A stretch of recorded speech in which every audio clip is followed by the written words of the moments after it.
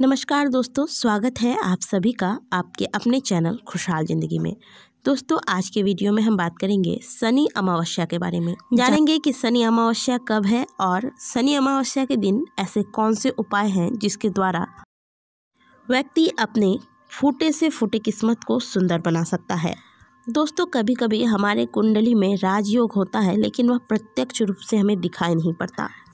ऐसे में आज के वीडियो में हम आपके साथ जो उपाय शेयर करने वाले हैं, इसे अगर कोई व्यक्ति सही विधि से करता है तो फूटी से फूटी किस्मत वाले व्यक्ति के कुंडली में भी राजयोग प्रबल हो जाते हैं। दोस्तों, कभी कभी ऐसा होता है कि हमारे जीवन में कुछ भी अच्छा नहीं हो रहा होता, समय बहुत ही खराब चल रहा होता है। हमारे जीवन में जो कुछ भी घटित होता है वह हमारे पूर्व जन्म के प्रारब्ध का ही फल होता है। तो हमारे जीवन में जो भी अच्छा या बुरा होता है वह हमारे खुद के कर्मों का फल होता है।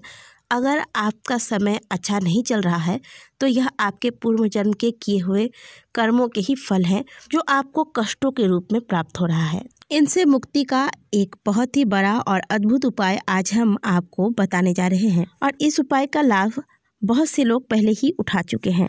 तो आइए जानते हैं इस उपाय को। तो सबसे पहले आप शनि अमावस्या के दिन ब्रह्म मुहूर्त में जाग जाएं। मैं आपको पहले भी बहुत सारे वीडियोस में बता चुकी हूँ, क्योंकि ब्रह्म मुहूर्त में दैविक शक्तियाँ जागृत होती हैं और इस वक्त जो भी कार्य हम करते हैं उसका फल हमें जल्दी प्राप्त होता है। तो आपको ब्रह्म मुहूर्त में जाग जाना है और सबसे पहले अपने घर की साफ सफाई कर लेनी है। किसी भी पूजा पाठ से पहले घर की साफ़ सफाई करनी बहुत ही ज़रूरी होती है, और आपने यह चीज़ खुद भी नोटिस की होगी कि जब आप सुबह के वक्त घर की साफ़ सफाई कर लेते हैं, उसके बाद जब आप पूजा करते हैं तो किसी भी पूजा में मन अच्छी तरीके से लगता है। तो अगर स्त्री हैं तो भी आप इस बात का ध्यान रखें, और पुरुष हैं तो भी इस बात का ध्यान रखें कि इस उपाय को करने से पहले आप घर की साफ़ सफाई पहले कर लें, या फिर अगर पुरुष है तो स्त्रियों से बोलकर आप घर की साफ़ सफाई करवा लें। इसके बाद एक बात का ध्यान रखें कि घर के मुख्य द्वार पर आप पानी का छिड़काव अवश्य करें। घर के मुख्य द्वार को सुंदर से साफ कर लें। एक चीज़ आपको और बता दें कि अगर आपके घर में झाड़ू पुरानी हो गई है, आप इसे बदलना चाहते हैं, तो आज का दिन बहुत ही शुभ होगा। आज के दिन आप अपने घर की पुरानी झाड़ू को बदल लें। इसके अलावा अगर घर में कोई पुराना सामान रखा हुआ है, कोई टूटी फूटी चीज़ है जो आप इस्तेमाल नहीं करते हैं और इसे आप लंबे समय से हटाना चाहते थे, तो आज के दिन आप घर में पड़े हुए बेकार के सामानों को हटा सकते हैं। इस कार्य के लिए आज का दिन बहुत ही शुभ है। अब आते हैं उपाय पर। तो आपको सुबह की साफ सफाई करने के बाद स्नान कर लेना है। इसके बाद आज के दिन आपको करना है छायादान। छायादान क्या है यह भी हम जान लेते हैं। छायादान कोई साधारण दान नहीं है। हमारे दिमाग में यही बात आती है कि हमने दान किया है, लेकिन छायादान और बाकी के दान में फ़र्क होता है। छायादान आपको आपके कष्टों से मुक्ति दिलाता है। इसका अर्थ होता है कि आपने अपनी छाया को पीपल के वृक्ष के पास दान कर दिया। आपके जीवन में जो भी बुरा समय था, जो भी बुरी चीज़ें आपके साथ घटित हो रही थी, आपका दुर्भाग्य, इन्हें आपने अपने छाया स्वरूप में पीपल के वृक्ष के पास छोड़ दिया। तो इसे कहते हैं छायादान। छायादान करने के लिए आपको कुछ चीज़ों की आवश्यकता होगी, इन्हें जान लें। आप एक स्टील या लोहे की कटोरी ले लें। अगर आपको लोहे की कटोरी उपलब्ध हो रही है तो आप लोहे की कटोरी लें, लेकिन अगर लोहे की कटोरी नहीं मिल पा रही है, क्योंकि लोहे की कटोरी आसानी से नहीं मिल पाती है, कई जगहों पे नहीं उपलब्ध हो पाती है, तो ऐसे में आप स्टील की कटोरी लें, क्योंकि स्टील में भी लोहे के गुण थोड़े बहुत मौजूद होते हैं। इसलिए आप स्टील की कटोरी ले लें और साथ में सरसों का तेल ले लें, और आपको एक सिक्का लेना है। इन सभी सामग्रियों को आप जमा करें और अपने साथ इसे लेकर किसी पीपल के वृक्ष के पास जाएं। अब एक बात का ध्यान रखें कि पीपल का वृक्ष, क्योंकि कमेंट पे बहुत बार ऐसे सवाल आते हैं कि छोटे गमले में जो पीपल का वृक्ष है, या फिर कभी कभार बेल के वृक्ष से जुड़े हुए उपाय आपको बताए जाते हैं, तो आप लोग गमले के बारे में पूछते हैं।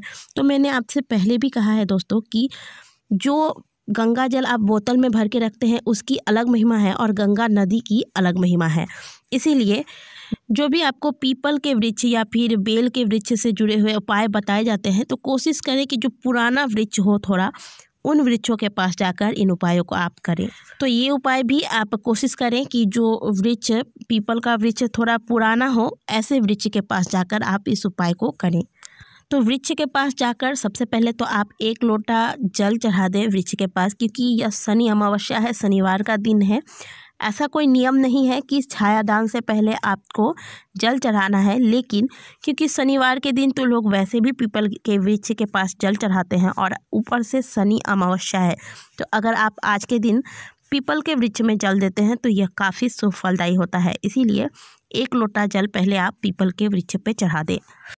जल चढ़ाने के बाद पीपल के वृक्ष को प्रणाम करें। अब जो आप कटोरा लेकर गए हैं उस कटोरे में आप सरसों का तेल भर दें और 1 सिक्का डाल दें। अब इस पात्र को आप अपने दोनों हाथों से पकड़कर इस पात्र में आप सरसों का तेल जो आपने रखा है इसमें आप अपना चेहरा देखिए। बहुत ध्यान से आपको देखना है अपना चेहरा।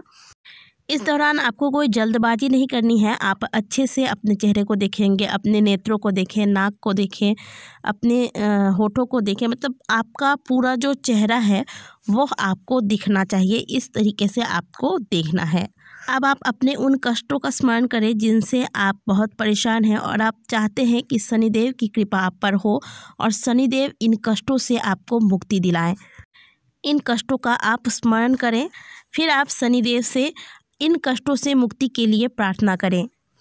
एक बात का ध्यान रखें दोस्तों कि यह उपाय आप मात्र पीपल के वृक्ष के पास नहीं कर रहे हैं, क्योंकि पीपल के वृक्ष में 33 कोटि देवी देवताओं का वास होता है। तो आप यह बात ध्यान रखें कि आज आप अपने दुखों को 33 कोटि देवी देवताओं के पास छोड़ कर आ रहे हैं। इसलिए आप इस बात का भरोसा रखें कि आपका यह उपाय अवश्य फलीभूत होगा। तो आप अपनी परछाई देखने के बाद अपने दुखों का स्मरण करें, पीपल वृक्ष से और शनिदेव से अपने कष्टों के निवारण के लिए प्रार्थना करें। इसके बाद आप यह तेल भरा पात्र पीपल के वृक्ष के पास रख के 7 परिक्रमा लगाएं पीपल के वृक्ष की, और परिक्रमा लगाने के बाद आप सीधे वहां से निकलकर अपने घर को आ जाएं। आपको वापस पीछे मुड़कर पीपल के वृक्ष के पास नहीं देखना है। पीपल के वृक्ष के पास से जब आप बाहर निकलेंगे तो आपको रास्ते में भी नहीं रुकना है, आपको डायरेक्ट घर ही आना है। एक और चीज़ का ध्यान रखें कि जब आप पीपल के वृक्ष का कोई उपाय करने जाए तो उस बीच आपको कोई रोक टोक ना करे। इसके अलावा शाम के वक्त एक रोटी बना लें। इस रोटी में आप सरसों का तेल लगाकर कुत्ते को अवश्य खिलाएं आज के दिन। तो दोस्तों, यदि आप भी अपने भाग्य से परेशान हैं, आपकी कुंडली में सभी ग्रह सही हैं लेकिन इसके बाद भी आपको सुख की प्राप्ति नहीं हो रही है, तो आज के दिन आप यह उपाय अवश्य करें। वीडियो अच्छी लगी हो तो वीडियो को लाइक करें, कमेंट बॉक्स में हर हर महादेव अवश्य लिखें।